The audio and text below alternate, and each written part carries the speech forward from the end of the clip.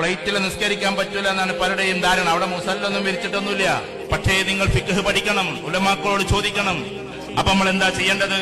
അവിടെ തയമ്മം ചെയ്യാനാണെങ്കിൽ നമുക്ക് മണ്ണുണ്ടാവില്ല. അപ്പൊ ചെയ്യേണ്ട പണി എന്താ?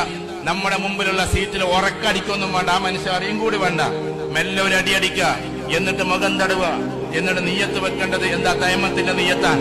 ഒരടിയും കൂടി അടിക്കുക, വലത്തെ കൈയും ഇടത്തെ കൈയും ഇതേപോലെ തടവുക. എന്നിട്ട് കാലൊന്നും തടവാൻ പോട്ടെ. ചില ആളുകൾ കാണാൻ ഇങ്ങനെ പിടിച്ചിട്ട് കാലൊക്കെ തടവണം. തയമ്മത്തിന് കാല് തടവലില്ല. ഈ രണ്ടവയവം മാത്രം, മുഖവും മുൻകൈയും മാത്രം.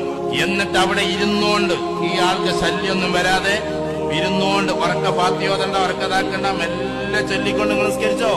എന്തൊരു രസമുണ്ടാവുന്ന ആകാശത്തിലൂടെ സഞ്ചരിക്കുന്ന ഫ്ലൈറ്റിൽ ഇരുന്നിട്ട് 100-400 ആളുകൾ സഞ്ചരിക്കുമ്പോ നിങ്ങളിരുന്ന് നിസ്കരിക്കുകയാണ്. അള്ളാഹ്ക്ക് എത്രമാത്രം ഇഷ്ടമായിരിക്കും അത്.